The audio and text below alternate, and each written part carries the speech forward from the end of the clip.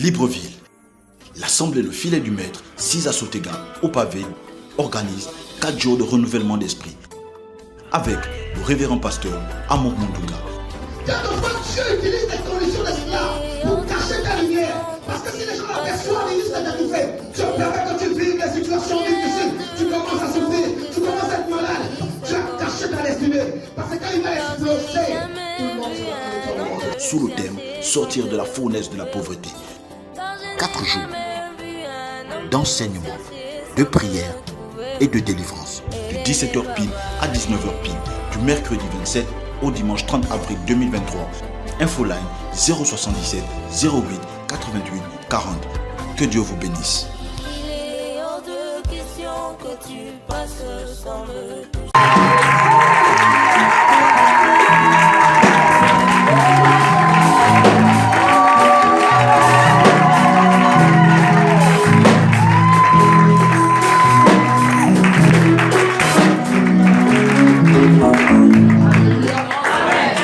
Alléluia.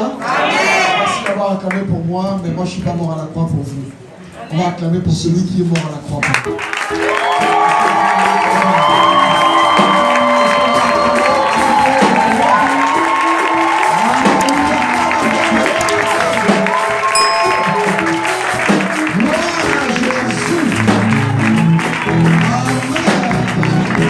Je veux que tu tiennes quelqu'un par la main. Tu vas prier pour une personne ce soir. Tiens quelqu'un par la main. Je veux que tu pries afin que Dieu illumine les yeux de son cœur. Que l'obscurité sorte de sa vie. Nous avons expliqué que Satan, c'est le prince des ténèbres. En fait, c'est le prince de l'ignorance. Lorsqu'il veut te garder captif, il te rend ignorant dans un domaine de ta vie. Mais la Bible déclare que vous connaîtrez la vérité. La vérité vous affranchira. Le rôle de la vérité, c'est de nous délivrer de l'obscurité. Et il envoya sa parole, et sa parole les guérit. C'est pourquoi je veux que tu pries pour la personne que tu tiens par la main. Commence à prier. Demande la lumière de Dieu. Le parole est priée.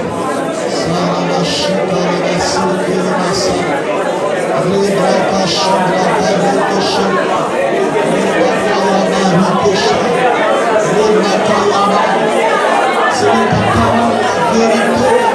Je prie ce soir afin que la vérité de ta parole libère la vie ce soir au nom de Jésus.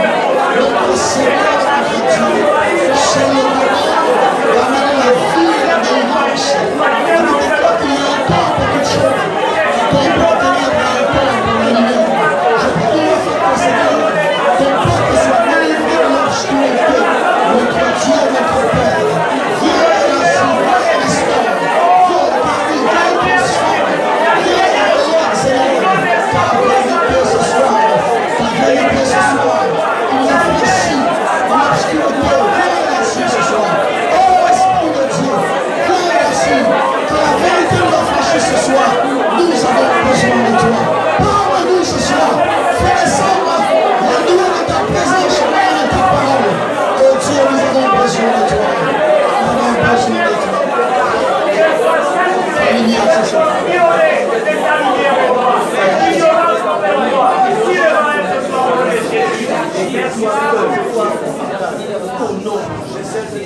Notre Dieu, notre Père, nous avons besoin d'être une bonne terre ce soir.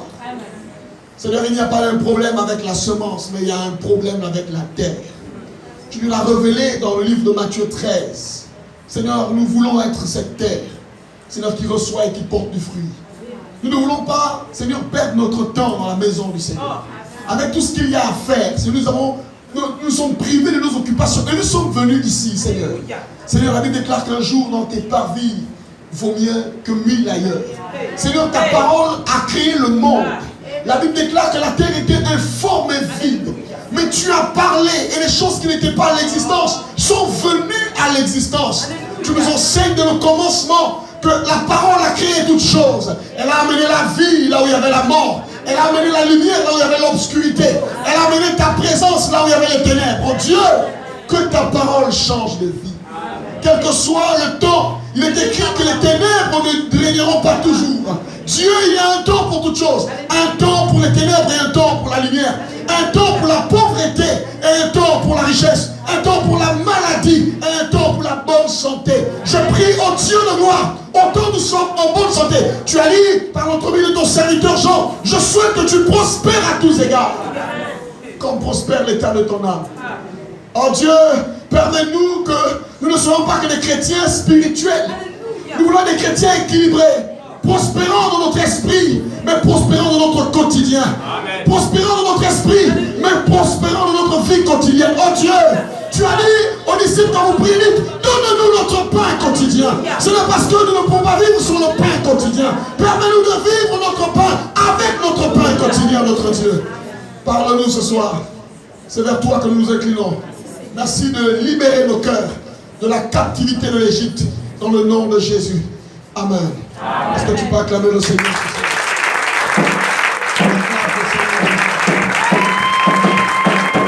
Gloire à Dieu. Asseyons-nous. Que Dieu vous bénisse.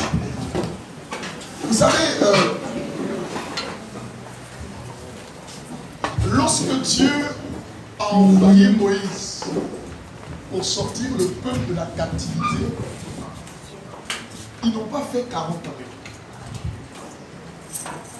L'épisode de l'Égypte, sortir de la captivité, ça n'a pas fait 40 ans. Ça a duré quelques mois, peut-être quelques semaines. Mais ils ont fait 40 ans dans le désert. C'était bizarre. Vous avez fait quelques semaines pour sortir de l'Égypte. Et vous avez fait 40 ans pour vous retrouver à la terre promise. Pourquoi? Parce que c'est plus facile de sortir de l'Égypte. Mais c'est beaucoup plus difficile de sortir l'Égypte de soi. Amen. Est-ce que tu entends ce que je dis? Amen. C'est facile de quitter les ténèbres du monde pour venir à l'église. Mais c'est beaucoup difficile de faire partir le monde en nous. Ça a pris 40 ans. Parce qu'il fallait que tout ce qu'ils ont appris en Égypte, tout ce qu'ils ont emmagasiné en Égypte, sorte d'eux. Et Dieu s'est rendu compte que ce genre de personnes-là, ils ne peuvent pas rentrer sur le territoire de Canaan. Ils vont mourir. Pourquoi? Regardez. Moïse monte pour prendre les tablettes de la loi. Il est en train de consulter Dieu sur la terre qui s'impatiente. Et la solution qu'il trouve, c'est l'Égypte. Faisons-nous un Dieu qui marche devant nous. Quand vous regardez le film de Moïse, vous allez voir que ce Dieu-là avait la tête d'un animal. En fait, c'était des dieux qu'on adorait en Égypte. Donc, ils sont sortis de l'Égypte, mais l'Égypte n'est pas sortie d'eux. Le problème de l'Église, c'est pas qu'on est sorti du monde pour venir en Christ. Mais on est en Christ, mais le monde n'est jamais sorti de nous. Les habitudes dans lesquelles on a vécu dans le monde, la culture dans laquelle on a vécu. Je disais hier qu'il y a des gens qui n'ont jamais vu leurs parents riches. Donc quand vous leur parlez de richesse, pour eux c'est trop fort. Ils veulent essayer d'être des chrétiens moyens, avoir leur petite maison, leur petite famille, leur petite voiture, leur petit travail. Et ils vont mourir dans leur petit cimetière. Mais en fait, quand je lis la Bible dit que nous sommes les fils d'Abraham. Je suis fils d'Abraham. Chose bizarre. La Bible dit d'Abraham que ce n'était pas un homme pauvre. Yes. Amen. On parle encore d'Isaac. Quand Abraham est mort, il restait Isaac. La Bible dit que les gens de Abimelech, les Philistins sont venus faire alliance avec Isaac. Parce que la Bible déclare qu'il devenait fort riche.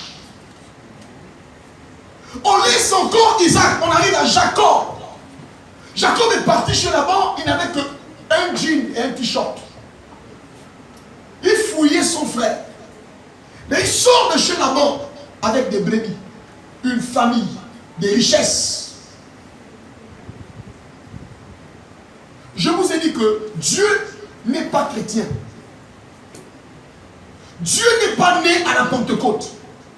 C'est l'Église qui est née à la Pentecôte. L'Église est née, Dieu est. Ça veut dire qu'en réalité, Dieu ne bénit pas que les chrétiens. On n'a pas besoin d'être chrétien pour être béni. Il est écrit dans le psaume 103, le verset 7, que Dieu a montré à Israël sa puissance, mais à Moïse ses voies. Israël a vu la puissance. Ils ont vu la détonation de la gloire. Ils ont vu la mer rouge s'ouvrir. Ils ont vu les plaies. Comme à l'église, nous on aime la puissance. L'onction, on est tombé, c'était grave. Aujourd'hui, l'onction nous a débordé, on a roulé, c'était fort. Si après ça, on n'arrive pas à manger, c'est un peu difficile. Vous comprenez? C'est bizarre d'avoir l'onction, on a roulé, et puis après, on n'arrive même pas à se payer une maison. C'est pas bien. On n'arrive pas à payer ses factures, c'est pas très bon. Moïse a connu les voies de Dieu. En fait, je vais expliquer un principe. Dieu ne fonctionne pas par sentiment. Dieu fonctionne par principe. Les chrétiens ont la puissance. Les païens ont les principes. Eux, ils ne connaissent même pas ça. Ils ont lu ça quelque part. Ils appliquent et leur vie marche. Nous, on a la puissance au nom de Jésus.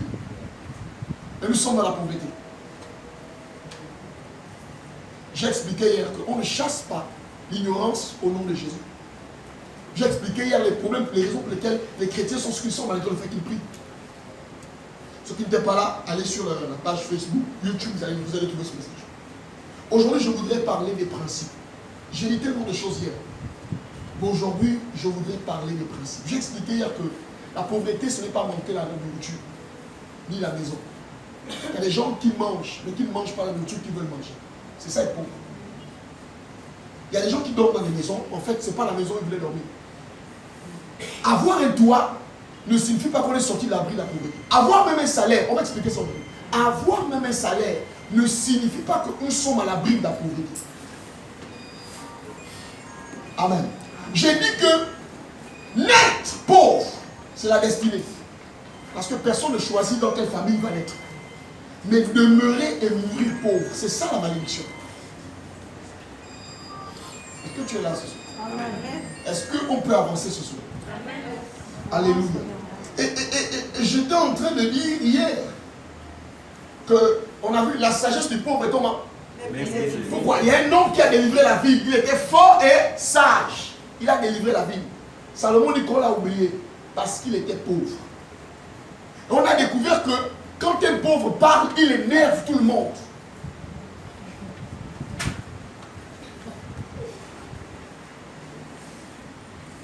Tu peux là ou non, tu sais, moi j'ai le Seigneur, les gens s'en foutent de ça.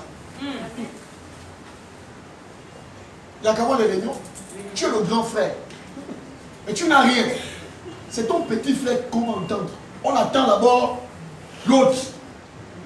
Au point que quand ton petit frère parle, tu dis, mais oui, il a raison. En fait, comme il a dit, il a raison. Tu sais toi-même qu'il n'a pas raison. Mais comme tu sais que tu n'as pas d'argent, les chrétiens, vous voyez les voitures, oh je le sois, vous êtes des voleurs. Oh je te prends dans l'esprit, ce qui ne t'appartient pas, ce n'est pas pour toi, c'est un vol. Nous devons arrêter avec ce christianisme d'impuissance. On a expliqué hier que l'église primitive, d'abord dans l'Ancien Testament, le problème de la nourriture, la faim, ça a été réglé dans l'église primitive. Celui qui vit encore et a des problèmes pour manger, en fait, aura des problèmes pour atteindre sa destinée. C'est pourquoi l'église primitive, la Bible dit, on avait réglé le problème de quoi? Il n'y avait pas d'indigents. Aujourd'hui, je voudrais parler de l'argent parce qu'hier on a dit que l'argent répond à quoi? À tout. C'est pas moi qui dis ça, c'est la Bible qui dit que l'argent répond à tout. J'ai expliqué qu'elle a dit non, vous savez les choses de l'argent, c'est on va mourir. Mon frère, tu es encore vivant. Pourquoi tu parles de la mort? Tu es vivant. Donc quand on va mourir, on va tout laisser. Tu n'as encore rien. Vis d'abord. Si Dieu veut que tu meurs, tu vas mourir. Mais pour l'instant, tu es sur la terre. Vis. Demande à ton voisin, est-ce que ta vie t'énerve? Demande à ton voisin, est-ce que toi ta vie t'énerve?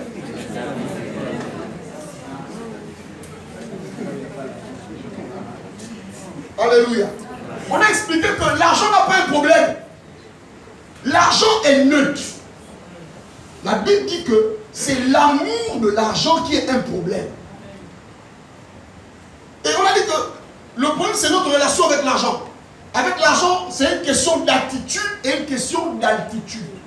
Soit l'argent te dépasse, si l'argent te dépasse, tu seras un esclave de l'argent. Mais si tu dépasses l'argent, tu seras le maître de l'argent. Amen. Amen. Amen. Donc, oh non, l'argent, non, mon frère, ça n'a pas de problème. c'est l'être humain qui a un problème. Et j'ai expliqué qu'en fait, l'argent n'est qu'un amplificateur. L'argent, quand tu es mauvais, ne te rend pas bon. Ça amplifie ta méchanceté. Tu comprends? Quand tu es orgueilleux, l'argent ne te rendra pas humble. L'argent va amplifier ton orgueil. Ne croyez pas que l'argent va venir et puis bon, vous allez être meilleur. Non, l'argent ne règle pas les problèmes. L'argent débloque les caractères. Vous comprenez ça, non? L'argent débloque les caractères. Oh non, quand j'aurai l'argent, les gens sont à l'église, ils ne peuvent pas donner 10 000 à Dieu. Non, quand j'aurai l'argent, je vais donner. Tu ne peux pas. Si tu n'as pas donné 10 000, ce n'est pas 1 million que tu vas donner. Vérité. C'est très important ce que je vous dis. L'argent déverrouille les caractères des gens. Quand les gens n'ont rien, vous n'allez pas savoir qui ils sont. Vous ne pouvez pas mesurer la gentillesse d'un homme quand il n'a rien. Mais il n'a rien, il est forcément gentil, il donne son bonjour. Attends quand tu l'auras. J'ai lu un livre un jour de Dag. Il a dit un truc bizarre. Il a dit, les gens les plus orgueilleux, c'est les pauvres. Et il expliquait pourquoi Dieu ne bénit pas les pauvres. Les pauvres sont aigris. Les pauvres sont jaloux. Les pauvres, quand toi tu évolues, en fait, ils pensent que tu allais faire les pratiques. Il expliquait que les pauvres sont colériques, ils ont la haine. Et c'est pourquoi Dieu, voyant leur état, ne leur donne pas. Je vais vous expliquer un truc. Vous savez, aujourd'hui, il y a la pratique des portefeuilles magiques. Comme ça, là. Que les gens vont faire là-bas. Comme ça, là, le portefeuille magique. Ils vont commander les portefeuilles et puis ils ont l'argent. En fait, regarde, ce n'est pas l'argent que le diable te donne. Je vous explique comment ça se passe. Lorsque vous faites la commande d'un portefeuille magique, c'est les levains qui vous font ça, en fait. C'est les sorciers. Eux, ils ont la possibilité, dans le monde occulte, de savoir combien vous êtes destiné à gagner sur la terre. Ça veut dire que vous êtes né pour toucher 90 milliards, par exemple. Lorsque vous faites la commande d'un portefeuille magique et qu'on vous le donne, l'argent que vous gaspillez là, en fait, qu'est-ce qu'ils font? Eux, ils récupèrent votre argent, c'est votre argent qu'ils récupèrent. Et ils raccourcissent votre espérance de vie. Donc tout ce que tu dépenses là, ce n'est pas l'argent que Satan te donne.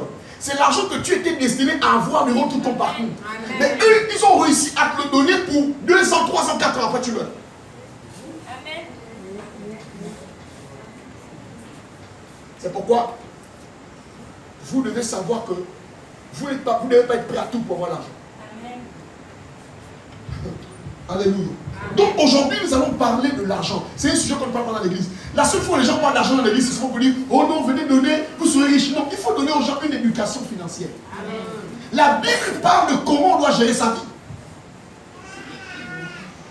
Même la personne la plus pauvre a déjà touché l'argent dans sa vie. On est d'accord? Même nos enfants là, nos enfants qui sont dans l'église, là, de temps en temps, donnent 50, 100 francs. Il n'y a aucun individu, même un bébé qui a rien net. On met déjà 10 000 sur son front, 5 000. Donc tous les humains ont déjà été un jour au contact de l'argent. Personne n'est étranger à l'argent à l'heure la personne. Même certains bébés, ils savent quand c'est une pièce et que ça n'a pas de valeur. Surtout les bébés filles. Acclamez le Seigneur.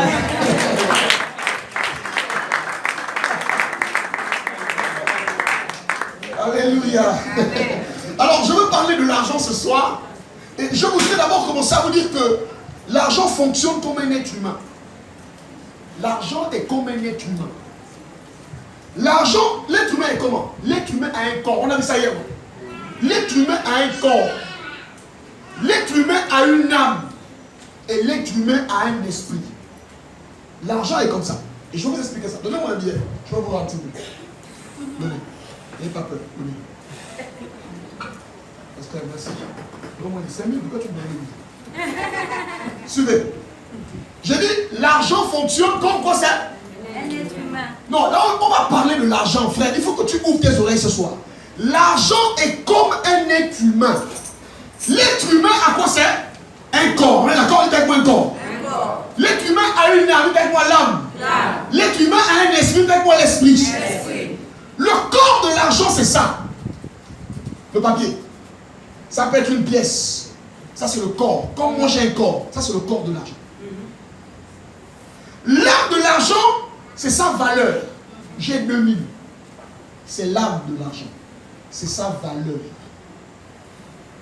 L'esprit de l'argent, Jésus appelait ça mammon, pas Satan. Je vais expliquer ça. L'argent, ce n'est pas Satan. Mais l'argent, c'est mammon. Vous ne pouvez pas servir Dieu et qui c'est? Et mammon. Donc Dieu nomme l'argent. Jésus nomme l'argent. L'esprit de l'argent, c'est mammon. L'argent a un esprit. On en parlera. L'argent a un esprit. Donc quand tu tiens un billet en main, tu tiens pas seulement un billet. Tu tiens quelque chose qui a un corps, une âme et un esprit. Pourquoi je parle de ça? Je parle de ça parce que vous allez comprendre pourquoi certaines personnes sont obligées de se prosterner et de voir des serpents qui vomissent et ils ont l'argent. Tous les billets ne sont pas des billets de banque. Regardez. Ça fait combien de temps que tu as ramassé un billet d'argent à la route? Même les sorciers ont compris que la vie est dure. Vous savez, écoutez, je vous explique. Regardez. Si je suis sorcier, suivez-moi. Si je suis sorcier et que je veux prendre votre énergie, je prends un billet de banque. J'incante. Je viens le matin, je jette ça à la route. Quand tu viens, le matin tu sors de chez toi, tu retrouves 10 000. Quand tu vois ça, tu dis gloire à Dieu. N'est-ce pas? N'est-ce pas? Maintenant, parce que moi, ça, je vais prier pour ça samedi. Je vais vous expliquer pourquoi certaines personnes ne touchent plus l'argent. Lorsqu'une personne a travaillé l'argent et qu'elle a déposé ça comme ça, dès que vous prenez ça, votre richesse est transférée.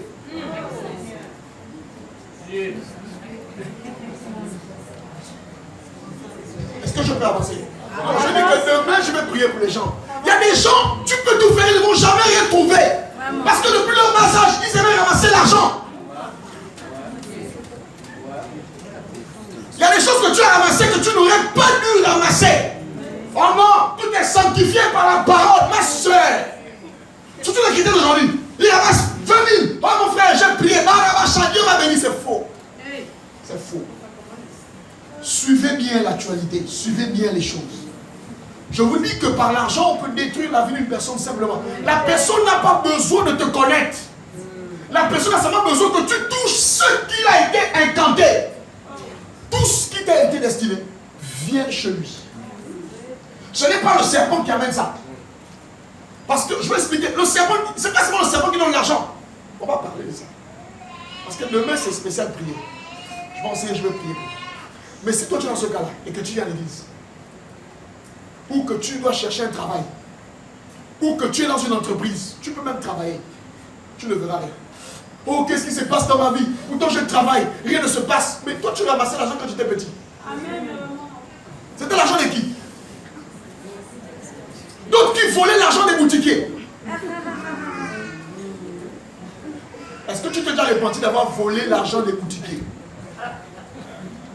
Allez chez tous les boutiquiers. Au lieu que vous rentrez à leur boutique, vous levez la main sur le linteau de leur porte.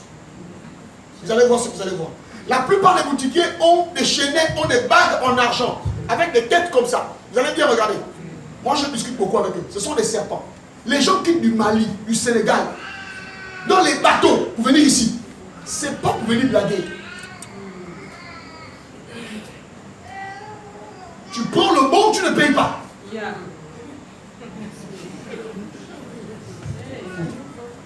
On va en parler. C'était juste une parenthèse que je voudrais pour vous ouvrir un peu les yeux. Moi, je ne ramasse pas l'argent. Je ne ramasse pas l'argent. Dieu au voisin ne ramasse plus haut. L'argent, c'est pas la manne. C'est pas la manne. En plein carrefour, tu te lèves le matin. Oh, j'ai prié, c'est un ange qui m'a venu. Quel ange? Le ciel ne fabrique pas l'argent. Alléluia. L'argent, je dis que l'argent a quoi? L'argent a un corps, il quoi un corps? L'argent a quoi? L'âme, quoi l'âme? L'argent a l'esprit, quoi l'esprit? L'esprit de l'argent, c'est mammon. C'est bon? Ensuite, l'argent aussi est comme un homme. L'argent a le passé, l'argent a un passé. L'argent a un présent. Et l'argent a un futur. Je vais expliquer ça. Lorsque vous allez prendre votre salaire à la fin du mois, la plupart d'entre vous ont des dettes.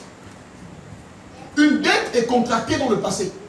Mais quand tu prends l'argent dans le présent, L'argent que tu as va devoir aller régler un problème dans le passé. Ah, j'avais pris le jean chez mon ami qui vend les jeans. J'avais pris le téléphone. La plupart des Gabonais et vous, on se retrouve. On vit tous dans les bons ici. Mes amis, il y a un bon qu'il ne faut plus aller voir. Avant le bon chez le boutiquier. Touche ton moyen, tu lui déchires les cahiers. Touche ton moyen, tu lui déchires les cahiers. Le nom de la tomate et du riz pousse aussi quand même. Non, dis à ton voisin, déchire le cahier. Le nom attendez. Le nom du mec qui assoit. Attendez. C'est quel esclavage, mon Dieu? Donc quand tu prends ton argent ira avoir des conséquences dans le passé. N'est-ce pas? Mais l'argent aussi a de l'influence dans le présent. Donc tu vas consommer, tu vas agir, tu vas payer la nourriture. Ça agit dans le présent. Mais l'argent aussi agit dans le futur. Pourquoi? Parce que tu prends ton argent et tu investis dans quelque chose. C'est ça l'investissement. L'argent agit dans le futur. Quand on investit de l'argent pour quelque chose, quand on ouvre un commerce, quand on ouvre un business, en fait, on prend son argent, on investit pour qu'il aille prendre les autres argents pour revenir chez toi. C'est important que je parle de tout ça. Amen. Amen. Maintenant, je vais vous expliquer que malgré la prière que l'on fait, il y a une chose que la Bible révèle. Proverbe 22, verset 7. Est-ce qu'on peut se lever? Proverbe 22, 7. Lèvons ici la première lecture. Proverbe 22, 7. Allons-y. Écoute ça. Le riche domine sur les pauvres. Non, relis bien. Le riche domine sur les pauvres. Et celui qui entraîne... Non. On va d'abord commencer. Lisons ensemble. Le riche domine sur les pauvres. Sur les pauvres. Premier truc, on ne dit pas les riches dominent sur les pauvres. On dit un seul riche est capable de dominer sur les pauvres. Pas beaucoup de riches, un seul riche. Reparle avec moi. Le riche domine sur le pauvre. Sur les pauvres. Ensuite. Et celui qui emprunte est l'esclave de celui qui prête. Celui qui emprunte est l'esclave de celui qui prête. Est-ce que tu as la réponse à ta question? Il n'y a pas les esclaves ici ce soir. Asseyons-nous. Vous allez me dire non au nom de Jésus. À chaque fois que tu pars emprunter, sache que tu es un esclave. Je reprends. Ce n'est pas moi qui dis ça. À chaque fois que toi tu pars emprunter l'argent, il y a des gens qui ne vivent que dans les prêts. Prêt à gauche, prêt à droite, prêt au milieu. J'ai une bonne nouvelle pour toi. Tu es un esclave. Et il faut que tu décides de sortir de ça. Le riche domine sur les pauvres. Donc, écoutez, vous pouvez avoir le parler en langue, l'onction que vous voulez, prêcher et les gens tombent. Si vous êtes pauvre et qu'il y a des riches, ils vont toujours vous dominer. Est-ce que tu es là ce soir? Bien-aimé dans le Seigneur, la domination, ce n'est pas par la prière seulement. C'est pourquoi les musulmans ont créé ce qu'on appelle la banque islamique. Les chrétiens ont quelle banque? On n'a que des églises avec les baffles, et puis les pianos, et puis les spits, et les micros. L'islam a une banque. Parce qu'ils comprennent que on ne domine pas que parce qu'on prie. On domine parce qu'on a un pouvoir économique. Ceux qui ont étudié la Seconde Guerre mondiale, on explique que l'une des raisons pour lesquelles Hitler a tué les Juifs, c'est parce qu'il s'est rendu compte que les Juifs avaient réussi à contrôler le commerce en Allemagne. Ils n'étaient pas nombreux, ils étaient une petite partie des Juifs, mais un seul ont réussi à contrôler tout un pays. Quand il y a la fête d'un kébir ici, on ne mange pas le pain. On ne peut plus avoir accès au flash. On attend, ils portent leur gandoura, ils vont fêter. C'est quand ils reviennent, qu'ils ouvrent leur boutique, que nous qui avons le Saint-Esprit, qui parlons les bakasha, karabaraba, on part et on mange. En prison centrale, je connais des gens qui étaient chrétiens, qui sont devenus musulmans. Pas par conviction, mais parce que là-bas, ils ont une ration. Les musulmans, ils mangent bien, ils ont... Vous, il n'y a que la prière.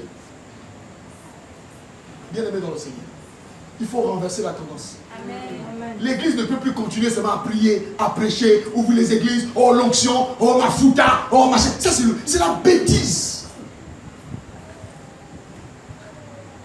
Le riche domine sur les pauvres. Oh non, c'est pas grave. Non, un jour, on va dominer avec le Seigneur. Mon frère, c'est faux. Là, maintenant, tu vas dominer. Acclame le Seigneur, s'il te plaît. Acclame le Seigneur, s'il te plaît. Dis à ton voisin, on ne va plus me dominer. Allez, ton voisin, on ne va plus me dominer. Parce que moi aussi, je vais rentrer dans le club des riches. Tu ne crois même pas ce que tu dis. Et moi aussi, je vais rentrer dans le club des riches.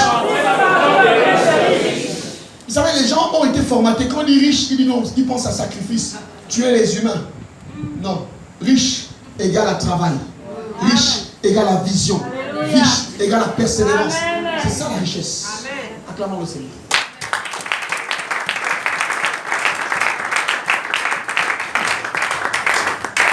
Il y a une histoire, 2 Rois 4, 1 à 7.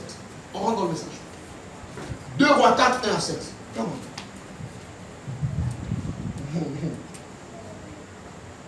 C'est l'histoire d'une femme. Alors, Une femme d'entre les femmes des fils des prophètes écoute ça. cria à Élisée en disant: ton serviteur, mon mari, est mort. Waouh. Et tu sais que ton serviteur craignait l'Éternel. Or, le créancier est venu pour prendre mes 2 enfants et en faire ses esclaves. Élisée lui dit: que puis-je faire pour toi? Dis-moi. Qu'as-tu à la maison? Elle J'aime la question du répondit: prophète, ouais. ta servante n'a rien du tout à la maison qu'un vase d'huile. Verset 3. Et il dit: va demander au dehors des vases, chez tous tes voisins, des vases vides, et n'en demande pas un petit nombre. Quand tu seras rentré, tu fermeras la porte sur toi et sur tes enfants. Tu verseras dans tous ces vases et tu mettras de côté ceux qui seront pleins. Verset 5. Alors, elle le quitta. Elle ferma la porte sur elle et sur ses enfants. Il lui présentait les vases et elle versait. Verset 6. Lorsque les vases furent pleins, elle dit à son fils: présente-moi encore un vase. Mais il lui répondit: il n'y a plus de vase. Et l'huile s'arrêta. Elle alla le rapporter à l'homme de Dieu et il dit: Écoute ça. va vendre l'huile et paie ta dette et tu vivras, toi et tes fils, de ce qui restera. Amen. Amen. Nous avons pris l'habitude de parler mal du prophète en question. Hier encore, il a souffert. L'homme de Dieu qui était préoccupé seulement à l'église, alors que ses enfants et sa femme étaient dans les problèmes. Il était pasteur, il était prophète, sauf qu'il vivait dans les dettes. Je vais vous ouvrir une parenthèse. Vous savez, les pasteurs sont parfois obligés de voler. C'est ça. Oui, ils volent parfois. Parce qu'au bout d'un moment, la vie les dépasse. Parce qu'ils ont concentré toute leur vie dans le ministère. Ils ont oublié qu'ils avaient des familles. Ils n'ont pas réfléchi. Et ils ont dit non, c'est la dîme et les offrandes. La dîme et les offrandes ne peuvent pas rendre quelqu'un riche. Il faut que j'en parle. Ça ne peut pas rendre quelqu'un riche. C'est sûr qu'il avait peut-être un petit salaire en tant que sacrificateur. Mais ça ne permettait pas de couvrir toutes les dettes. Ça ne permettait pas à sa famille d'avoir une certaine vie. Donc il a commencé à aller contracter des dettes derrière sa femme. La femme n'était pas au courant. Elle voyait seulement les sachets. Elle voyait seulement: ton mari gagne 300 000. Mais quand il rentre à la maison, il t'amène les choses de 1 million. Oh, mon mari a percé. Le Seigneur nous a visités. Ma soeur, c'est un voleur. Je te dis la vérité, une bonne femme, une bonne femme commence à poser la question à son mari: chérie, je ne doute pas de toi, mais ça vient d'où? Mais les femmes d'aujourd'hui, le buzz, la belle vie, le mari est rentré dans les dettes, sauf qu'il est mort. Il y a des choix que nous faisons qui ne vont pas laisser indifférent notre progéniture. Il y a des actions que nous posons qui auront un impact non seulement sur nous, mais aussi sur nos enfants et sur les gens qu'on va laisser. Il est mort, mais il a laissé sa femme et ses enfants dans les problèmes. Au point que le créancier lui dit: je vais prendre les enfants là pour qu'ils aillent travailler chez moi jusqu'à ce que la dette finisse. Moi, c'est l'attitude de la femme là que je veux parler aujourd'hui. La femme là, c'était le genre de femme au foyer. Les femmes au foyer, levez les mains. Pasteur Thibaut, ta famille. Il faut la venir demain ici. Ça, c'est des messages qui concernent les femmes, mamans, pasteurs. Oui, c'est important. Vous savez, vous n'avez jamais idée qu'un jour vous allez perdre quelqu'un qui est proche de vous. Il y a des enfants qui ont perdu le repère parce qu'ils ont perdu leur père et leur mère. Des gens qui les avaient gâtés, des gens qui sont morts, ils n'ont pas supporté, ils sont rentrés dans la grotte. C'est pourquoi pendant que vous êtes vivant, l'éducation, ce n'est pas donner à vos enfants tout ce qu'ils veulent. Amen. Amen. Amen. Il y a des jours, hein, même s'il y a le caviar, tu prends la sardine, tu dis aujourd'hui, les enfants, nous allons manger la sardine. Amen. Parce qu'un jour, tu ne sais pas où ton enfant ira étudier, chez qui il partira. Parce que tu l'as gaspillé avec les poulets et tout ce que tu fais. Il va arriver un endroit où on va manger l'oseille avec lui, simplement. Il va dire non, moi chez ma mère on ne fait pas ça.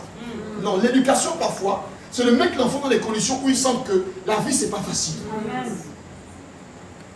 Donc cette femme, le mari est mort, elle a croisé les mains. Mon mari est mort parce que toute sa vie c'était son mari. C'est le mari qui faisait tout. Et il y a beaucoup de gens comme ça. C'est pourquoi les femmes sont là, elles ne veulent rien faire dans la vie. Elles attendent qu'un mari messie arrive. Amen.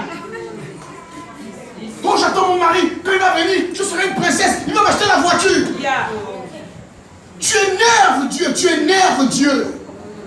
Et les hommes d'aujourd'hui, calculateur avec la calculatrice, quand il veut t'épouser, tu regardes, tu peux apporter combien dans le foyer. Papa, les hommes d'avant, ils regardaient est-ce que tu as les yeux bleus. Aujourd'hui, il n'y a plus de bas, est-ce que tu as les yeux bleus. Qu'est-ce que tu peux apporter? Il y a des femmes, même leur idée n'apporte pas. Même conseiller ne conseille pas. Le mari est mort et continue de vivre comme si le mari était vivant. Et elle a entendu que papa Profa est là, papa Profa. L'homme qui a l'onction, elle vient. Elle dit non, tu sais que ton serviteur, il craignait l'Éternel. Oui. Et voilà ce qui est. Voilà ce qu'un craignant Dieu a produit. La façon que les gens galèrent dans les églises. Non, ça veut dire que le diable est là, parfois il s'assoit, il rit. Vous le bastonnez, on te brûle, il rit seulement, il dit brûlez-moi. Le soir là, tu ne vas pas manger. C'est ça, non, je vous dis la vérité. C'est ça. Je te shoot, on dit shoot-moi. Le soir, tu vas vivre ça. Il y en a même qui vont jeûner. Oh, ils jeûnent. Ils sont sur la montagne. Satan, je t'écrase-moi pendant le jeûne. Sauf que tu vas connaître comment tu vas couper le jeûne. Vérité. Alléluia. Amen. Elle vient voir le prophète. Moi, j'aime la réaction du prophète. Si c'était les prophètes d'aujourd'hui, oh, il est venu, mets-toi à genoux, ma fille. Je vais te ouvrir. Un esprit de finance viendra sur toi. C'est ça qu'on veut faire. Ma fille, viens. Je te localise, viens. Je te dis que tu seras visité dans les 2 jours qui suivent. Regarde, c'est la bêtise. Le prophète donne une réponse bizarre. Il dit, tu as quoi chez toi? Je vais vous ouvrir les yeux ce soir. Ok, tu es venu me voir. Qu'est-ce que tu as à la maison? Elle dit, non, moi je n'ai rien. J'ai quelques bouteilles, un peu d'huile, quelques bouteilles seulement. Il dit, ok, d'accord. Dieu ne travaille pas à partir de rien. Amen. Vous savez, dans la parabole des talents, à la fin, c'est la fin qui est intéressante. Il dit, même à celui qui n'a rien, on va enlever. Mais comment on peut enlever une chose à celui qui n'a rien? En fait, celui qui pense qu'il n'a rien a en réalité quelque chose. Tu es là ce soir, tu penses que tu n'as rien. En fait, tu as quelque chose. Oh non, moi je n'ai pas fait l'école. La plupart de ceux qui sont devenus milliardaires n'ont pas fait les doctorats. D'abord, même à l'école, on part. On va t'apprendre le cosinus. Le sinus. Un jour, je me suis posé la question, les cosinus et les sinus m'ont apporté quoi dans ma vie? Quand j'ai dit là, qu'est-ce que le cosinus et le sinus m'ont déjà apporté dans ma vie? On vous enseigne des choses bizarres à l'école, bizarres, qui ne vont pas te servir dans la vie. On t'enseigne l'histoire de Napoléon. On t'enseigne l'histoire en terminant, on nous fait rester les leçons. Oh non, la crise de Cuba. Papa, j'ai fait tomber la crise de Cuba. Oh non, couche chef, je traite avec ton chef, je traite avec lui. Je me lance de bûcher les leçons en terminale. Papa, il y a une chose qui m'a dépassé. En terminale, on demande de faire la gymnastique. On amène ça où? Je vous ai dit que je voulais être athlète.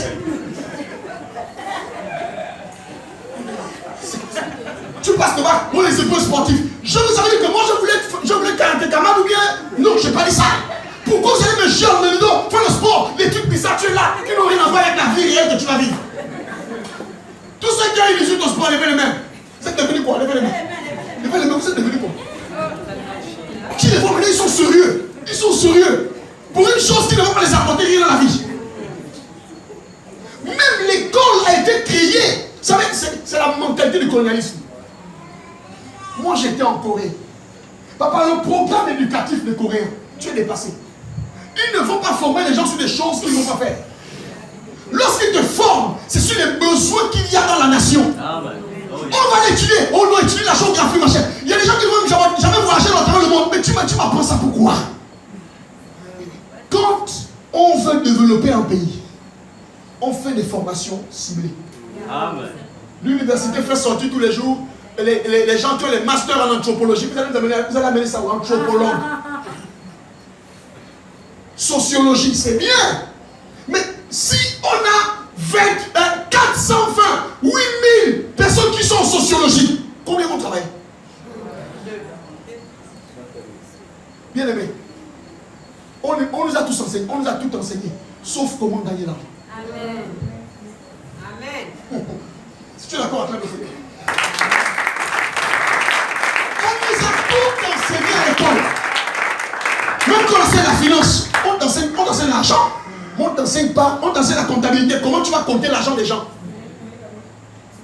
C'est-à-dire qu'on a été programmé pour aller chercher l'emploi.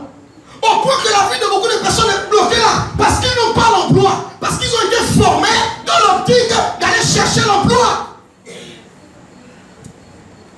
Le prophète n'a pas demandé à cette femme, donne-moi tes diplômes. Qu'est-ce que tu as? Qu'est-ce que tu sais faire? En dehors du travail que tu as, tu sais faire quelque chose. Tu sais faire des madeleines. Tu sais faire des gâteaux. Tu as un don quelque part. En dehors de l'anthropologie, la sociologie, l'histoire géo que tu sais faire, il y a quelque chose que tu sais faire. Yes. Amen. Et le diable te dit non, reste, attends l'emploi. Qu'est-ce que tu as, madame? Je n'ai que. Il dit, ok, amène ça. Il dit, sors, va demander des vases. Oh, j'aime ça. Va, la solution du prophète, normalement, si c'était un prophète d'aujourd'hui, il devait tout faire pour dire que non, l'argent va apparaître. Mais le prophète Élisée connaît le principe. L'argent n'apparaît pas par magie. Si tu veux résoudre ton problème, va, rentre dans ta pièce, fais tes pots d'huile, va vendre.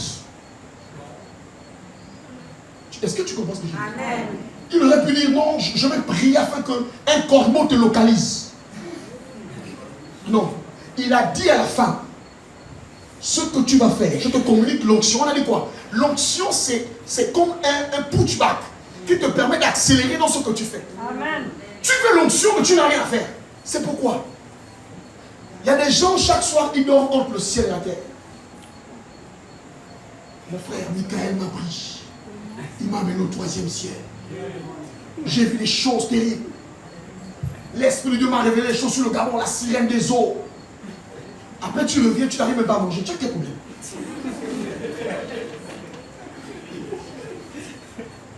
Qu'est-ce que tu es là ce soir? Amen. Donc la solution c'est quoi? Va vendre. Va comment? Va vendre. Dis bien va vendre. Va vendre. Dis bien va vendre. Va vendre. Dis bien va vendre. Va Dis bien va vendre. Touche ton voisin, tu dis il faut vendre quelque chose. Ah, touche ton voisin, tu dis il faut vendre quelque chose. Il faut vendre quelque chose. Je n'ai pas dit de vendre quelqu'un, j'ai dit vendre quelque chose. Vous savez, regardez, la Bible révèle que tous ceux qui ont réussi ont vendu quelque chose. Leur service, leurs compétences, quelque chose. Le secret de la prospérité, c'est que tu as quelque chose à vendre. Si tu as un don, tu dois le commercialiser.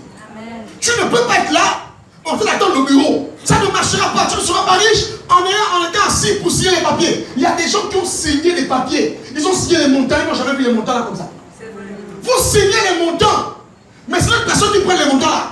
Bon, je suis comptable, ok d'accord. Il signe les milliards, mais jamais même l'honneur du milliard, il a eu ça. Dieu voisin va vendre. Dieu voisin va vendre. Dieu voisin va vendre. On ne peut pas être un pays où les gens ne font rien. Où la seule chose que les gens attendent, c'est la fonction publique. La fin du mois pour régler les salaires, régler les problèmes. Dis à ton voisin, je ne serai plus esclave. Dis à ton voisin, je ne serai plus esclave. Je vais en parler. Vous savez, je pensais qu'à l'époque, le flash donne beaucoup d'argent. Et quand tu vends le flash, mon président de tes rapports, tu viens des grands. Tu te demandes que les gars ont quel genre de persévérance. Le flash, c'est peut-être 25, parfois 20 francs. Il est dans ça. Mais tu apprends que quelques années après, il est aux États-Unis. Je vais en parler. Suivez-moi très bien. La seule personne qui fait apparaître l'argent, c'est Satan. Dieu ne fait pas apparaître l'argent. Le principe, c'est que tu dois travailler. On doit être capable de voir par où tu as commencé, où tu as fini. Sinon, c'est suspect. Acclame le Seigneur. Amen.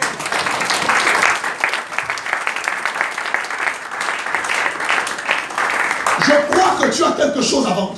Amen. Alléluia. Amen. Je dis, je crois que tu as quelque chose à vendre. Amen. Tu ne peux pas être là sans oublier que non, tu as quelque chose à faire. Il faut que tu te bouges. Amen. Maman, lis un peu Proverbe 14, 23, 24. Tous ceux qui priment que Dieu leur donne l'argent, ça ne va pas venir. Oui? Il va de l'argent pourquoi? Proverbe 14, 23, 24. Rapidement, s'il te plaît. Tout travail procure l'abondance. Les en combien? Tout travail procure l'abondance. Poursuis. Mais les paroles en l'air ne mènent qu'à la disette. Tu sais, quand je serai, quand je serai, on appelle ça parole en l'air. Le Seigneur m'a révélé que je serai grand. Parole en l'air. La Bible déclare que je suis la tête et non la queue. Parole en l'air. Je suis la lumière du monde. Parole en l'air. Je suis le sel de la terre. Parole en l'air. La Bible me dit, il mène à l'abondance. Dites avec moi l'abondance. Dites avec moi l'abondance. Dites avec moi l'abondance. Tous ceux qui travaillent, levez les mains. Tous ceux qui travaillent, levez les mains. N'ayez pas peur, levez les mains. Ok, d'accord. On va bien, levez les mains, levez les mains. Tous ceux qui travaillent. Gloire à Dieu. On va voir honte, c'est quand même. Bénédiction au travail. Alléluia.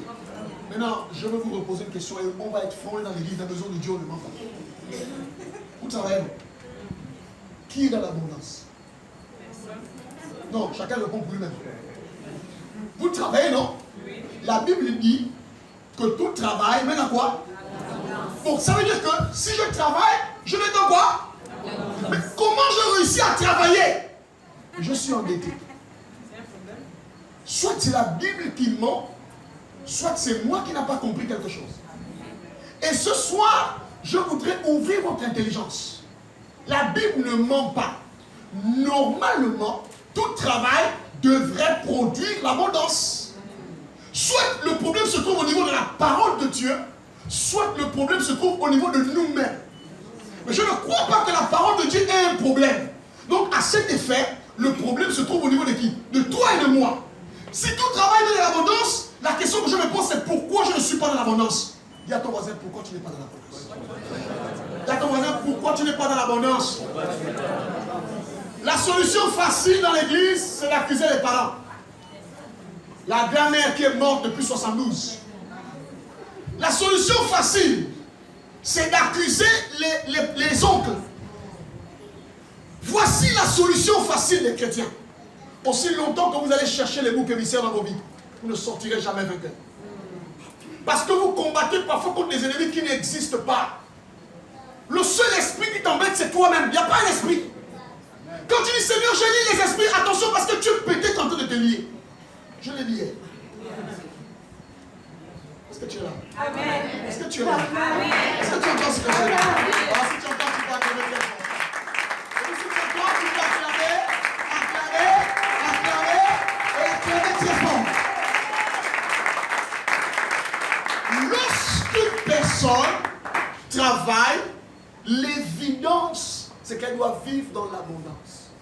L'évidence du travail, c'est l'abondance. Mais la plupart des fonctionnaires, Dieu sait comment on vit ici. La plupart de ceux qui travaillent, ceux qui font les bricoles, ceux qui sont au privé, ceux qui sont au public, Dieu seul sait comment on s'en sort. J'ai expliqué une chose. On a l'onction, mais on n'a pas les principes. Oh, Dieu n'est pas influencé. En matière de prospérité, ce n'est pas l'onction. L'onction n'amène pas la prospérité. C'est les principes qui amènent la prospérité.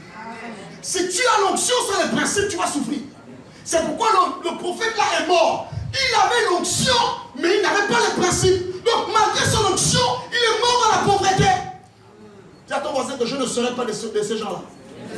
Dis à ton voisin, je ne serai pas de ces gens-là. Vous savez, tu ne peux pas aider un pauvre si toi-même tu es pauvre. Amen. Oh, quand je vois ma famille souffre. Seigneur, suscite-moi. Tu es vivant, tu vas te susciter comment?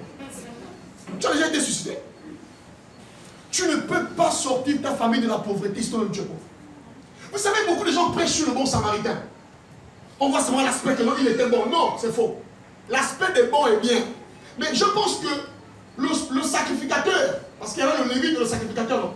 Si le lévite et le sacrificateur ont esquivé l'homme là, c'est parce qu'ils n'avaient pas les moyens de l'aider.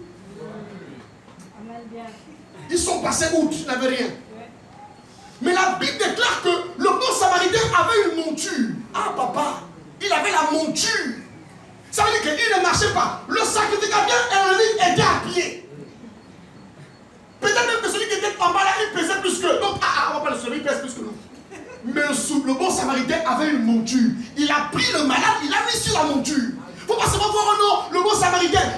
S'il n'avait rien, il ne pouvait pas aider cet homme. Mais il avait la monture, il avait l'argent, il avait l'huile, il avait le vin. À l'époque, l'huile et le vin, c'est la richesse. Amen. Donc quand on dit bon samaritain, tu ne peux pas être un bon samaritain si tu es pauvre. Donc il faut acclamer. Il faut acclamer. Vous savez, on a tous envie d'aider les gens. On a tous envie d'aider. C'est-à-dire parfois tu es là, tu as envie d'aider, mais tu as seulement la volonté. Tu n'as pas les moyens. Tu ne peux donc pas être un bon samaritain. Il y a ton voisin que ce n'est pas toi le bon samaritain encore. Il y a ton voisin, cherche, travaille, tu vas être un bon samaritain. Est-ce qu'on peut acclamer le Seigneur, le futur bon samaritain? Acclamer le Seigneur. Le futur bon samaritain, acclamer le Seigneur. Acclamer le Seigneur. On veut aider les gens, parfois à l'église. On veut aider les gens en famille. Vous savez, écoutez, il ne faut jamais accepter que les gens soient un fardeau pour vous. Quand tu ne peux pas aider, dis que tu n'as pas. Oh. Amen. Tu es là? Amen. Permettez-moi d'aller en Égypte afin de devenir prince, pour que le jour qu'il y a la famine, je vous sauve. Si je ne suis pas en Égypte, je ne peux pas vous sauver de la famine. Pendant que tu es en train de te réaliser, tu n'as même pas encore touché ton argent. Il y a déjà 20 demandes sur ton salaire. 20. Mais c'est toi qui veux réussir. Quand tu dis non, on dit non, tu es mauvais. Mes amis, tu ne peux pas être un bon samaritain si tu es pauvre. Il y a des moments où il faut dire à quelqu'un, désolé, mais je ne peux pas. Parce que je me prépare à t'aider à une grande dimension. Amen. Acclame Dieu, s'il te plaît. Acclame Dieu. Mes amis, dans la Bible, dans le dictionnaire, il y a le mot non. Non. N-O-N, c'est écrit. Ce n'est pas écrit, c'est écrit pour qu'on emploie ça. Même Jésus dit que ton oui soit oui, que ton non soit non. Amen. Il y a des gens qui sont allés s'entêter, qui voulaient jouer le bon samaritain de la famille. Ils voulaient aider toute la planète. Mais en réalité, tu n'as pas suffisamment des épaules fortes pour les porter. Tu portes des fardeaux inutiles. Tu veux aider tout le monde, mais tu n'es même pas capable de prendre soin de toi. Écoutez, quand la bénédiction vient à toi, la première dimension de la bénédiction, c'est qu'elle va te réjouir toi. Quand tu t'es réjoui, après tu peux réjouir les autres. La bénédiction doit te rendre source. Si tu n'es pas encore source, arrête de t'improviser source.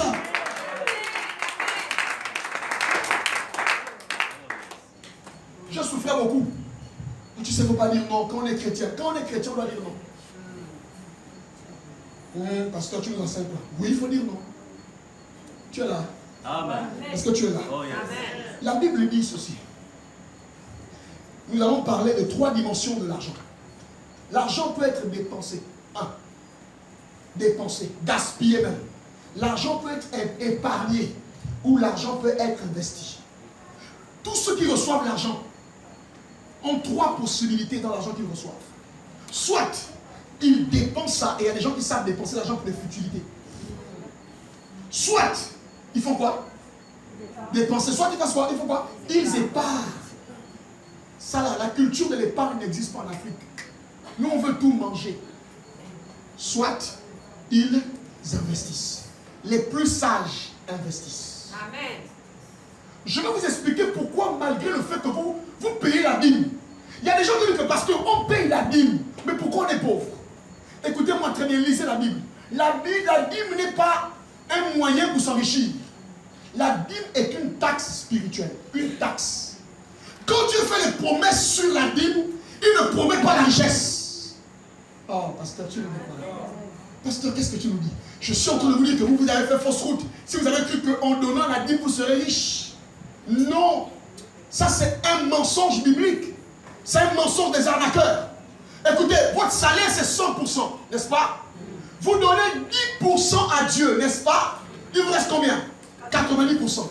Votre problème, c'est que vous avez donné 10% à Dieu, il vous reste 90%. Vous donnez 10% et vous jetez vos regards sur les 10%. En réalité, quand vous avez donné 10% à Dieu, il vous reste 90%. Ce sont les 90% là que vous devez être capable de gérer. Et toute la pauvreté des humains se trouve à ce niveau. La pauvreté des chrétiens, c'est parce qu'on leur a dit que quand tu vas donner la Bible, dors, il ouvrira les églises des cieux. Depuis là, le ciel n'est pas ouvert. Pourquoi? Si tu ne comprends pas le principe, tu vas souffrir. Tu vas accuser les pasteurs. Tu vas mal accuser les pasteurs parce qu'on t'a mal enseigné. La dîme ne procure pas la richesse. La dîme procure la sécurité de la richesse. Yeah. Amen. Amen. La Bible dit, à cause de ça, il va menacer le dévoreur. Donc la dîme ne produit pas la richesse. La dîme produit la sécurité de la richesse. L'objectif de la dîme, ce n'est pas de créer la richesse. L'objectif de la dîme, c'est de créer les opportunités. Ah, laisse-moi te parler. Laisse-moi te parler ce soir. Je dis, la dîme ne crée pas la richesse. La dîme crée les opportunités. La Bible dit, j'ouvrirai pour vous les églises des cieux. Quand on parle d'ouvrir les églises des cieux, on est en train de parler des opportunités. Amen. Amen. Ah, le peuple regarde. Est-ce que c'est pour ça que la partie? N'accusez pas Dieu. Je donne ma dîme, parce que je donne ma dîme. Mais rien ne se passe, maman. Il te reste 90%. La question c'est qu'est-ce que tu fais des 90%? La dîme n'est pas là pour vous rendre riche. La dîme est là pour sécuriser votre prospérité. Si vous n'avez pas de prospérité, Dieu ne peut pas sécuriser. La dîme en deuxième dimension est là pour créer des opportunités. Donc dans la vie, quand vous payez votre dîme, vous devez savoir que Dieu va créer plusieurs opportunités d'affaires. Amen. Amen. Amen. Est-ce que tu es là?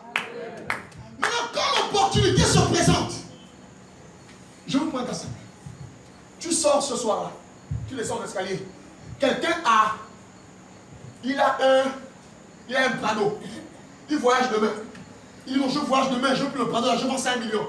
Combien parmi vous peuvent sortir 1 million là pour prendre le Prado? Il y en a que non, je m'en vais d'abord à la banque, il faut que je parte faire les papiers. Et tu vois, parce que là, on vit comme ça, là. Suivez. Si tu sors là, on te dit qu'on vend un terrain à 200 000 ou à 500 000 ou à 1 million. Est-ce que tu es prêt de l'acheter?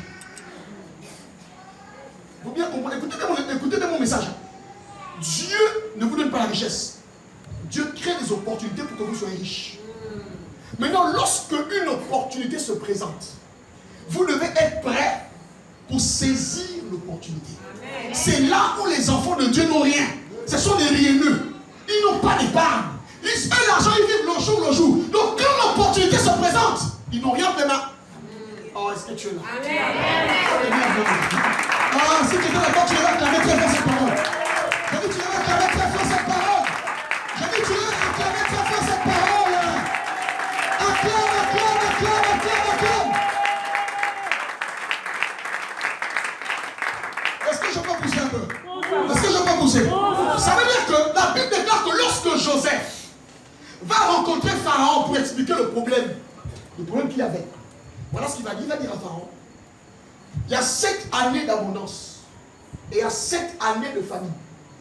Comment réussir à faire que lorsque l'année de famine arrive, nous, l'Égypte, on ne soit pas dans la famine, mais qu'on soit dans l'abondance? La crise est venue, le corona est venu. Personne n'a vu ça venir. Mais il y a des gens qui n'ont pas subi le corona. Parce qu'ils étaient prêts. Il y a d'autres, le corona les a surpris. Parce qu'ils n'étaient pas prêts. La crise va venir. Mais il y a une sagesse biblique. Parce que beaucoup de gens disent que Dieu me donne quoi? Dieu te donne, tu as 90% de ton argent. Si tu ne comprends pas la sagesse divine qu'on applique, je vais vous apprendre ça, on appelle ça la sagesse de Joseph. Genèse 41.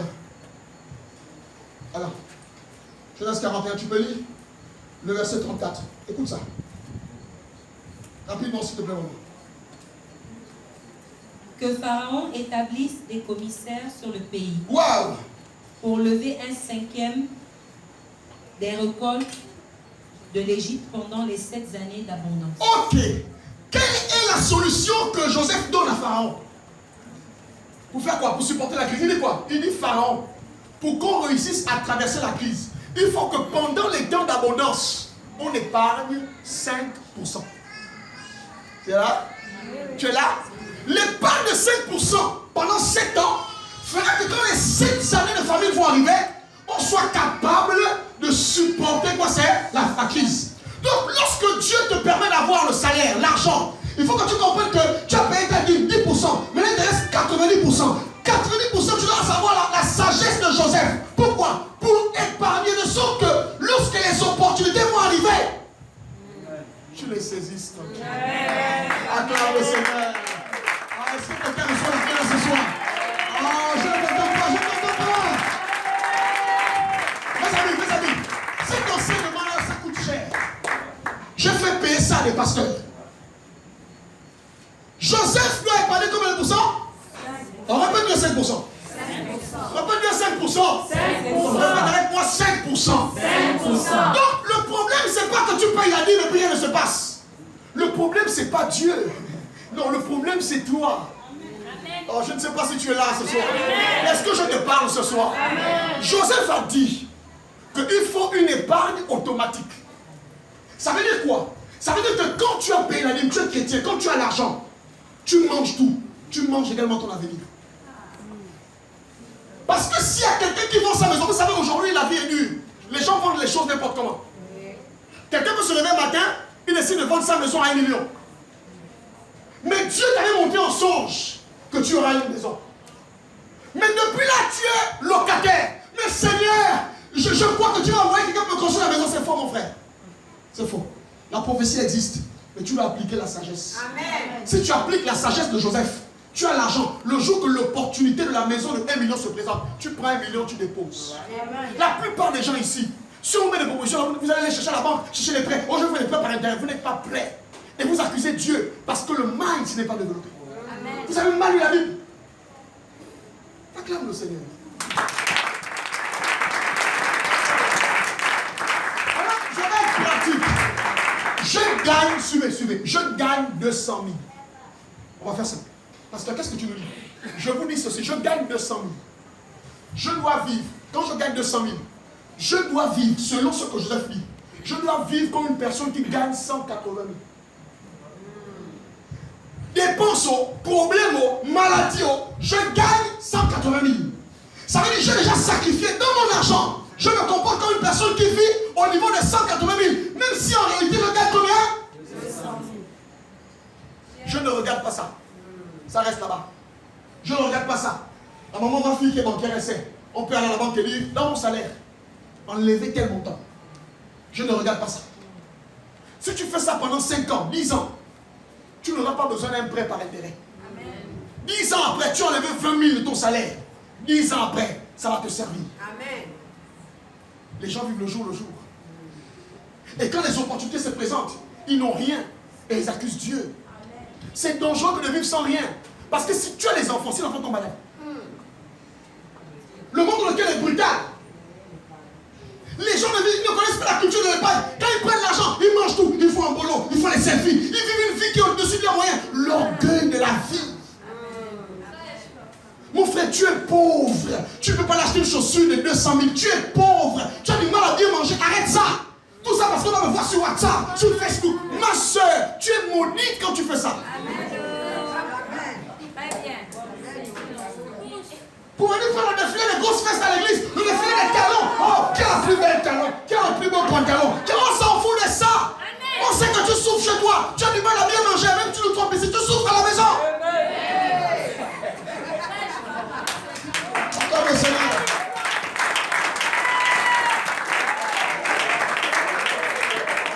Il faut arrêter avec le paraître. Il faut arrêter ça. Il faut arrêter ça. Vous travaillez. Quand vous prenez votre argent, dites-vous que tu gagnes 100 000. Mais tu es comme une personne qui a 150 000. Quand tu gagnes 100 000, tu ne dois pas vivre comme une personne qui gagne 100 000. Tu es comme une personne qui gagne 60 000. Amen. C'est comme ça que l'Égypte, l'évangéliste, a réussi à dompter la crise. Les gens sont venus acheter chez eux. Parce que Joseph a eu cette sagesse. Tu prends le salaire, tu manges tout. Tu manges tout. Tu prends, tu dépenses. Les fous dépensent. Ceux qui sont un peu sages épargnent. Les plus intelligents investissent. Je parlerai d'investissement. Est-ce que je peux parler? Amen. Est-ce que je peux parler ce soir? Mes amis, si vous ne comprenez pas l'argent va vous fuir. Il y a des gens là, ils sont là, ils touchent l'argent part. Oh, je ne sais même pas comme s'il y a un esprit. Il n'y a pas d'esprit, l'esprit c'est toi. Amen, pasteur. Si tu ne comprends pas une chose, ça ne peut pas rester vers toi, ça va te fuir. Il y a des gens, ils ont des esprits de bébés. Quand tu es bébé, à l'époque, quand on avait 100 francs, on couche le boutique. Choupa choup, galette, morceau de pain. Il y a des gens comme ça. Dès qu'ils ont peu d'argent, c'est comme ça les piquent les aiguilles spirituelles. Va acheter baki, pantalon, jupe, selfie. C'est quoi ça? C'est quoi? Mais dans ta lignée, il y a que les pauvres. C'est pas un esprit, c'est la mentalité que vous avez chez vous. La mentalité des amis. La mentalité du paraître. On doit sur Facebook, moi, Madame Beyoncé. Beyoncé mange chez elle. Beyoncé a ce qu'elle veut.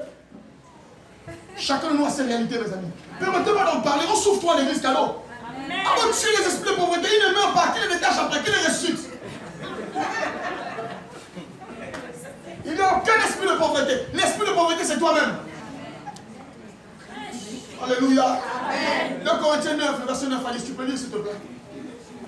2 Corinthiens 9, 9 à 10. Est-ce que quelqu'un est délivré ce matin?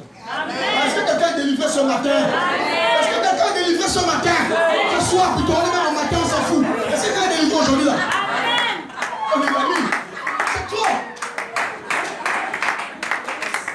Lire que ça va finir avant ça. Selon qu'il est écrit, Selon qu'il est écrit, il a fait des largesses, il a donné aux indigents. il a donné aux indigents. Attendez, il a donné à qui? Aux indigents. Même quand on est pauvre, Dieu te donne. On ne mange rien. Dis à ton voisin que c'est faux, tu as quelque chose. Non, dis bien, tu as quelque chose. La Bible déclare que Dieu a fait des largesses, il a donné aux pauvres. Donc Dieu ne laisse personne comme ça. Même la personne la plus pauvre a déjà eu l'argent. A déjà eu l'opportunité de sortir de sa pauvreté. Il a donné aux pauvres. Vas-y. Sa justice subsiste à jamais. C'est quoi la justice? Regardez, on va s'arrêter par là. Il y a un texte, la Bible dit, il a fait des largesses, il a donné aux indigents. Après on dit sa justice subsiste à jamais. Où est le rapport entre la justice et le pauvre? Le rapport c'est que même le pauvre, Dieu le regarde. Dieu est juste au point que Dieu fait tout pour que le pauvre sorte de sa condition. Dieu ne peut pas te voir et puis dire non, tu souffres, non. Oh non, Seigneur, pourquoi c'est moi? Est-ce que c'est moi qui ai tué Jésus? Non, tu n'as pas tué Jésus. En fait, quand Dieu te regarde, si tu regardes dans ta vie, il y a eu des opportunités, même si tu es pauvre, que Dieu a créé ou tu as touché l'argent. Oui, amen. Oh, tu sais que c'est vrai. Amen. Il y a un temps là, tu as l'impression que les anges dorment autour de ta maison. Il y a beaucoup d'argent qui passe, tu sens ça. Mais c'est Dieu qui t'a fait incliner pour dire, ma fille, il faut que tu sortes de la pauvreté. Mais toi, tu crois que ça va être un ange. Oh, je suis Gabriel, je viens avec une mallette depuis le ciel. Non. Dieu fait des largesses. Il te permet d'avoir un marché. Il permet qu'on te donne 500 000 là-bas. Il permet qu'une autre rentre. Quand ça rentre là, sache que c'est Dieu qui te fait un clin d'œil. Amen. Oh, est-ce que tu peux acclamer pour Dieu? Alléluia. Alléluia. Alors, est-ce que tu peux poursuivre maintenant, maman? Sûr, écoute ça. Celui qui fournit de la semence au semeur Celui qui fournit de la semence au semeur. Aïe. Poursuis. et du pain pour sa nourriture Et du pain pour sa nourriture. vous fournira Vous fournira et vous multipliera et vous multipliera. la semence. Ah! J'ai envie de finir mon message là. Parce que si vous voulez autre chose là, vous allez vous évanouir ce soir. Suivez. Premièrement, Dieu n'accepte pas que tous les hommes soient pauvres. Même le dernier pauvre de ta famille, Dieu a créé une situation pour qu'il touche l'argent. Il ne s'arrête pas là. La Bible dit, c'est lui qui donne la semence au semeur. Mais il lui donne aussi, Kevin, de quoi manger. Oh, qu'est-ce que tu as envie de dire, pasteur? Je suis en train de dire que quand Dieu te donne quelque chose, dans ce que Dieu te donne, il y a la semence. Ah, écoute-moi bien. Mais il y a aussi la nourriture du semeur. Le problème avec nous, c'est qu'on mange la semence.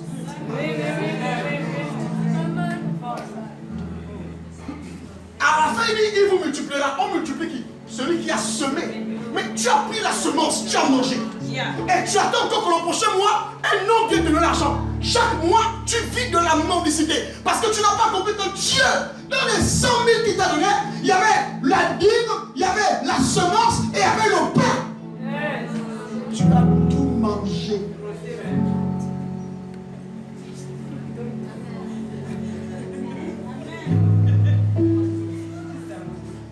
Tu me vois là, moi je gagne encore. Moi je ne gagne rien que 500. Les petits 500 000 là.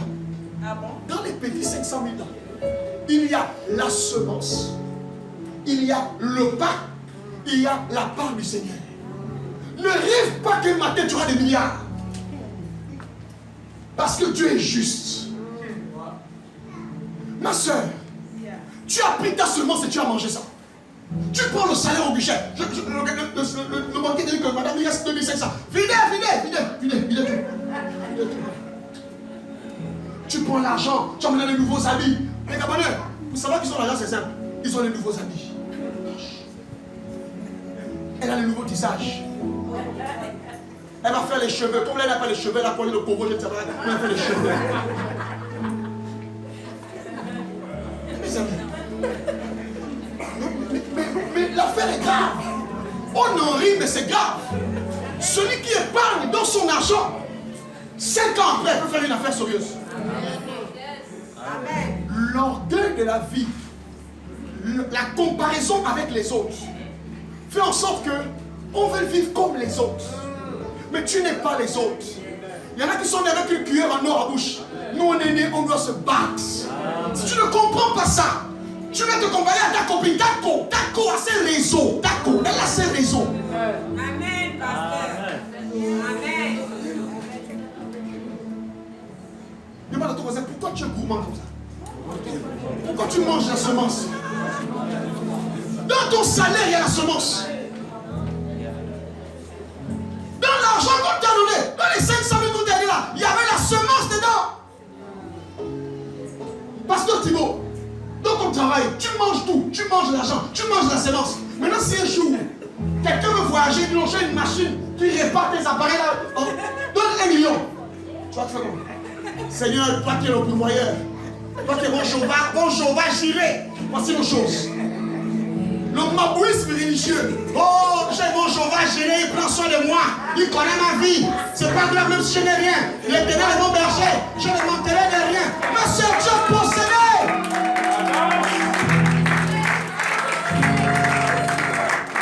Est-ce que tu es là? Est-ce que tu es là? Ouais, Dieu nous connaît. Dieu nous connaît. C'est Dieu qui appartient l'or et l'argent. Ça, c'est le monde des accablés spirituels. Est-ce que je peux te parler ce soir? Tu ne sais pas que la pauvreté fait mal, hein? Tu ne sais pas que ça fait mal, hein? Tu peux te priver des chaussures. Tu as un salaire, tu dis à ton gestionnaire, monsieur le gestionnaire, je ne toucherai pas les 30 000 là pendant 5 ans. Je ne touche pas. Reviens 5 ans après. C'est lui qui vous multipliera. Il vous multipliera. On va te multiplier, tu as quoi? Oh Seigneur, multiplie-nous. Je te donne même 10%. Quel 10%? Tu n'as pas respecté Abraham. Abraham, c'est la Bible. Tu n'as pas respecté Joseph. Joseph, c'est l'épargne. Donc l'opportunité, même si ça vient, tu ne peux pas voir ça. Il y en a qui sont inscrits dans le groupe. Oh, le bon coin. Au bon coin là-bas, on vend tout. Hein? Sur Facebook. Il y en a ici tous les blancs. Les blancs qui voyaient toujours là. Oh, ils vendent la voiture à 800 000. Mais Dieu t'avait montré que tu roulais dans une voiture. Sauf que depuis là, tu roules sans rêve. Mais il est temps que ton rêve se révèle en réalité. Nous ne sommes pas obligés d'aller dans les banques. On n'est pas obligé d'aller dans les banques. Amen. Amen. Acclamons le Seigneur.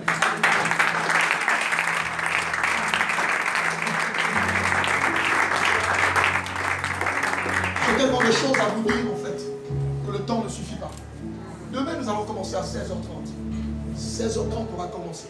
Je vais commencer à prêcher à 17h15, 17h pile ou 10 au plus tard. Parce que j'ai des choses à vous dire. Il faut que ça s'arrête dans vos vies. Amen. Hein? Dieu est juste.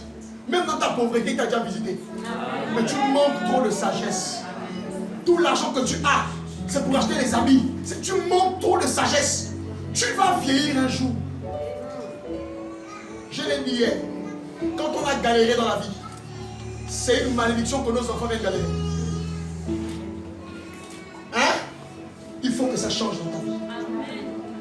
Arrêtez de chasser les esprits de pauvreté. Ce soir, tu as le pouvoir que l'esprit là, c'est toi, non? Hein? Oh, pasteur, nous on donne le dîme à l'église. La dîme n'a rien à voir. Ce soir, je t'ai montré que c'est pas la dîme, non? Le problème, c'est pas la dîme. Le problème, c'est toi avec tes 90%.